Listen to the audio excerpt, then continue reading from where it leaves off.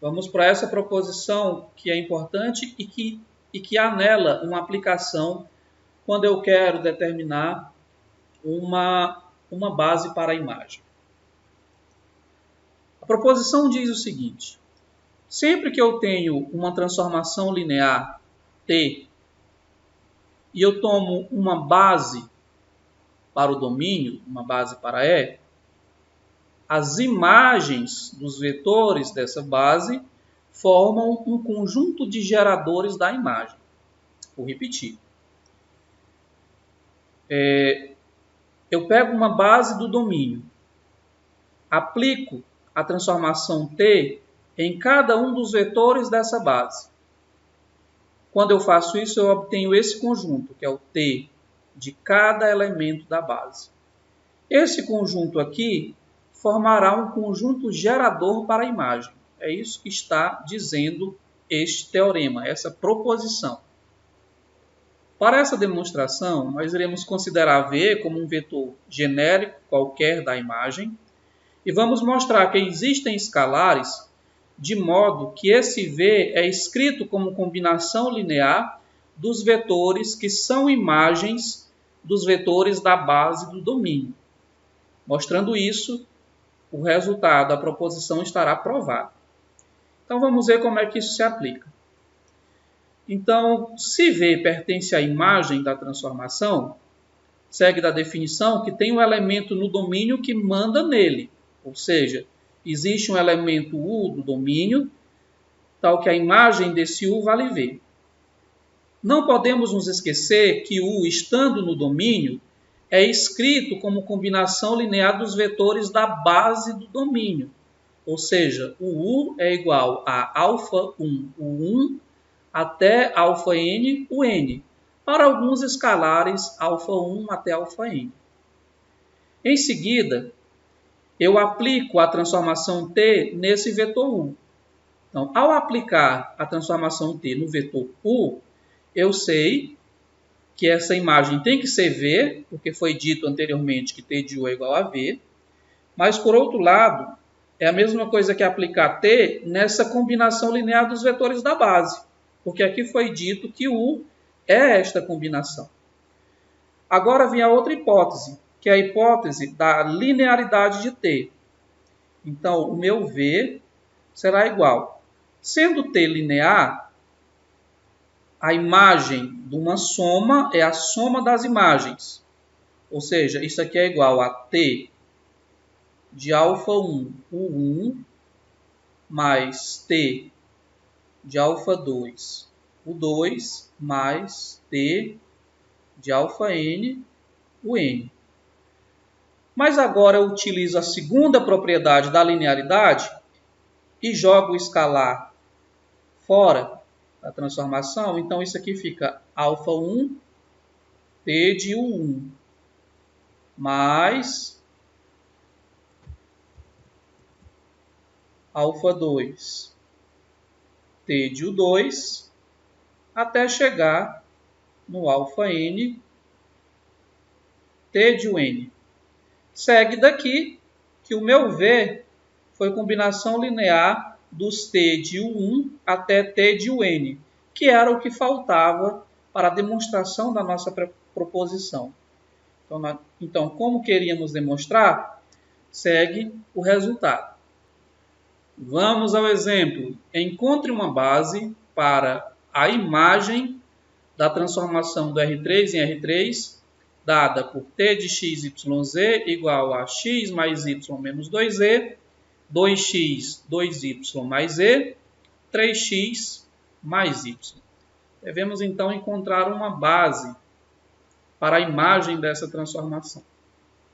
Então, vejamos.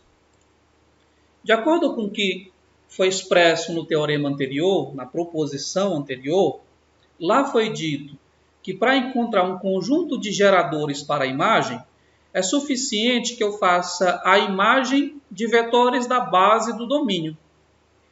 E se eu quero encontrar uma base e não um conjunto de geradores, eu tenho que refinar esse conjunto de geradores buscando apenas aqueles que são linearmente independentes.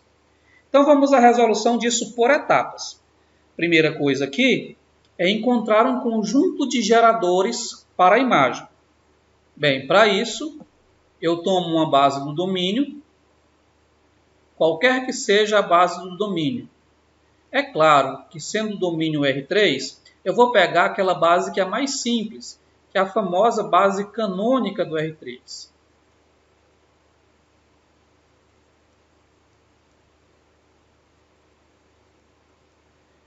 Em seguida, eu calculo as imagens dessa base.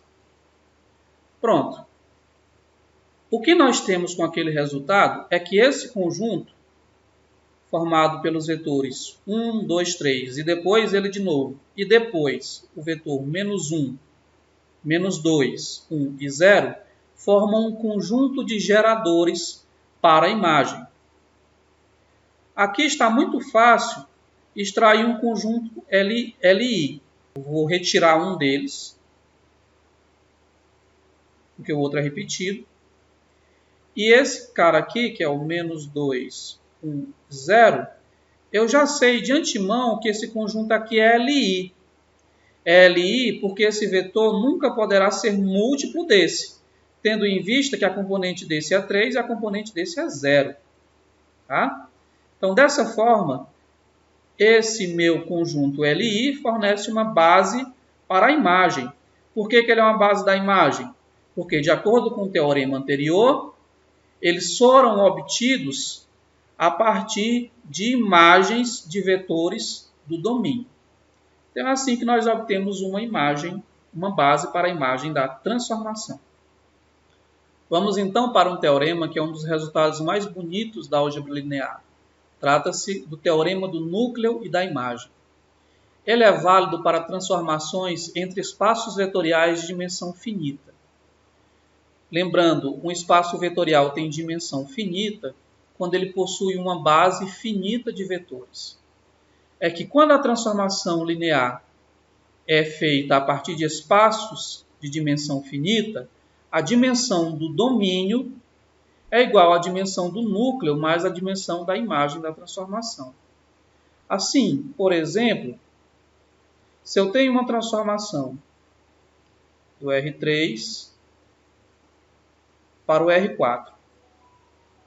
Se a dimensão do núcleo da transformação for igual a 1, então a dimensão da imagem deverá ser igual a 2.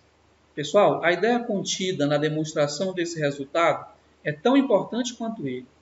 Ela vai garantir que, dada uma base do domínio, você pode decompô-lo em duas partes, sendo que a primeira dessas partes fornece uma base para o núcleo, e a segunda parte é tal que as imagens desses vetores fornecem uma base para a imagem. Então, somando a dimensão do núcleo com a dimensão da imagem, nós teremos exatamente a dimensão do domínio da transformação. A demonstração desse resultado será feita como exercício. Eu irei listar tópico a tópico todos os passos que deverão ser seguidos para demonstrar. Vamos então a uma aplicação desse teorema. Determine uma dimensão para o núcleo e para a imagem dessa transformação A, sabendo que é uma transformação de R3 para o R3, dada por essa lei de formação. Então eu vou aplicar aqui o teorema do núcleo e da imagem. Bom, o núcleo dessa transformação é então o conjunto dos vetores de R3, tais que a imagem deles seja o vetor nulo do contradomínio, no caso do R3 também. A fim de obter o núcleo dessa transformação, nós iremos igualar a lei de formação dela ao vetor nulo. A partir daí, nós teremos um sistema de equações, dado então por x mais y mais z igual a 0. Em seguida, 2x mais 3y menos z igual a 0. E a outra equação diria simplesmente que 0 é igual a 0. Mas isso não nos acrescenta nada. Vou então escalonar esse sistema, onde eu repito a primeira equação, E no lugar da segunda, eu faço ela somado com menos 2 vezes a linha de cima. Então, multiplico essa por menos 2 e somo com a linha de baixo para obter a nova segunda linha. 2x menos 2x fica 0. 3x menos 2y fica 1y. Menos z menos 2z, ficamos com menos 3z, igual a 0. E o nosso sistema estará escalonado. Em seguida, eu vou repetir a equação, igualar y a 3 vezes z. Próximo passo, eu posso substituir essa informação dentro dessa equação. Ficarei então com x, no lugar de y eu posso colocar 3z mais z igual a 0. E embaixo repetindo y igual a 3z. Notem que eu estou procurando eliminar algumas variáveis. Então ficarei em cima com x mais 4z igual a 0. E embaixo com y igual a 3z. Foi então possível que eu jogasse todo mundo em função de z, porque x será igual a menos 4z e y deverá ser igual a 3 vezes z. Vamos agora à interpretação. O núcleo da minha transformação A será então formado pelos x, y, z, tal que o x deve ser igual a menos 4z, o y será igual a 3z e o z é a minha variável livre para percorrer o conjunto dos números reais.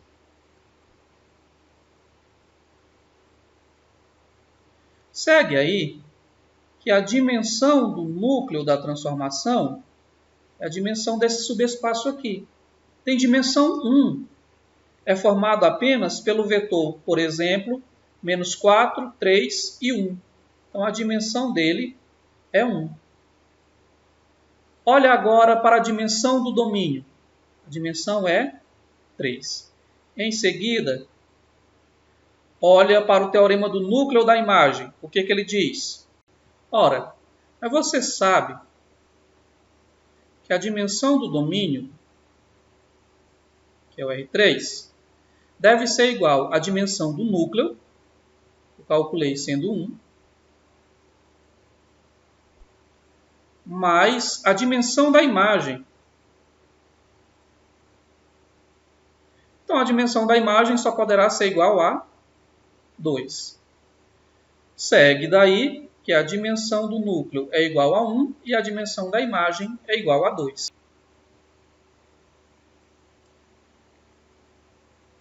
Bom, com isso nós chegamos ao fim da nossa aula. Verifique se todos esses objetivos foram alcançados. Caso não seja, refaça o processo, de modo que tudo isso fique claro. Um forte abraço e até a próxima.